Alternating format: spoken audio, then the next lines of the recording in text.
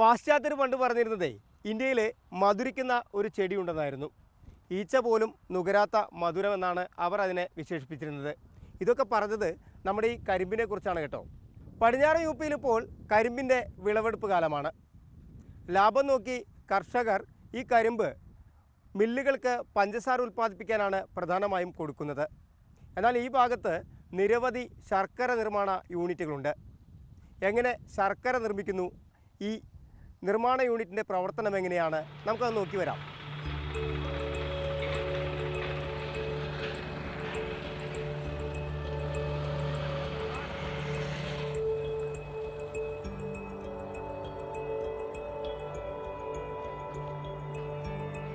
പടിഞ്ഞാറൻ ഉത്തർപ്രദേശിലെ കാറ്റിന് മധുരഗന്ധമാണ്. ഗ്രാമീണ പാതകളിൽ കാളവണ്ടികളുടെയും ട്രാക്ടർ ട്രോളികളുടെയും സഞ്ചാരം. പഞ്ചസാര മില്ലുകളും ശർക്കര നിർമ്മാണ യൂണിറ്റുകളും ലക്ഷ്യമാക്കിയാണ് കരിമ്പുമായുള്ള യാത്ര.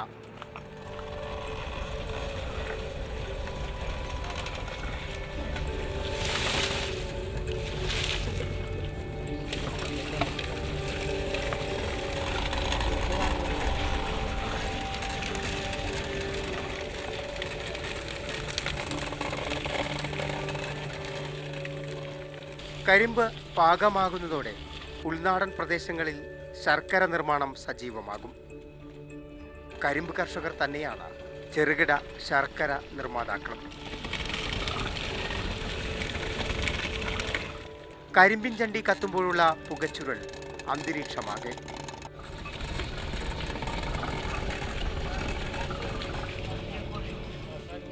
പാകമായ കരിമ്പ് യന്ത്രത്തിലൂടെ കടത്തിവിട്ടാണ് സത്ത് ഊറ്റിയെടുക്കുക.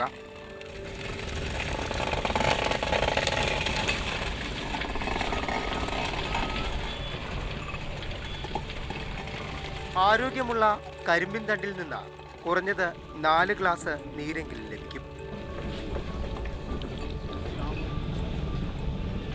പ്രത്യേകം തയ്യാറാക്കിയ ടാങ്കിലേക്ക് സത്ത് ഒഴുകിയിറങ്ങും. ഇവിടെ നിന്നാണ് ശർക്കര നിർമ്മാണത്തിൻ്റെ ആദ്യഘട്ടം.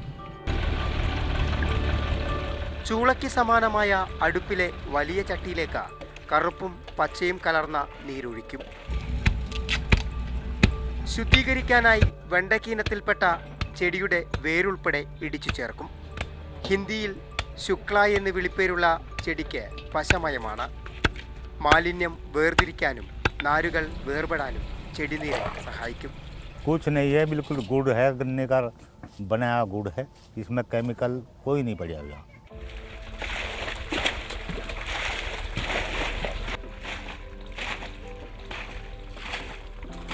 കരിമ്പിൻ്റെ സത്ത് ഇങ്ങനെ തിളയ്ക്കും തോറും ഇതിൽ നിന്നുള്ള മാലിന്യം വേർതിരിക്കപ്പെടും. ഇത് തൊട്ടടുത്തുള്ള ഈ അരിപ്പ പോലെയുള്ള കൊട്ടയിലേക്കാണ് ഒഴിക്കുക.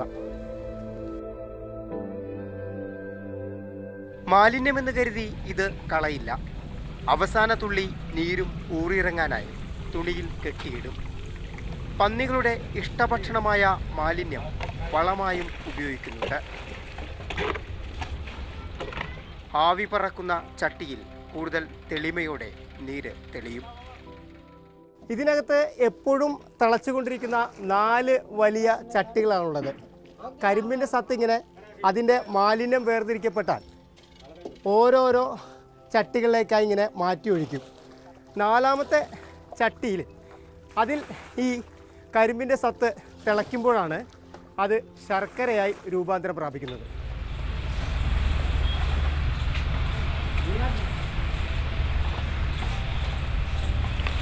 അഗ്നിപർവ്വതാഗ്രത്തിലെ ലാവയെപ്പോലെ തിളച്ചുമറയുന്നു ശർക്കരപ്പാനി.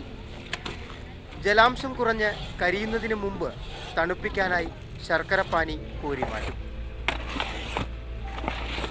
സുവർണ നിറമുള്ള ജെല്ലി പോലെ നാവിൽ വെള്ളമൂറുന്ന കാഴ്ച. തണുത്താൽ പിന്നെ ചെറിയ കഷ്ണങ്ങളായി മുറിച്ചു മാറ്റും. ചിലയിടങ്ങളിൽ ശർക്കരയ്ക്ക് ആകൃതി കിട്ടാനായി മരട്രേകളിൽ നിറച്ചു വെക്കും.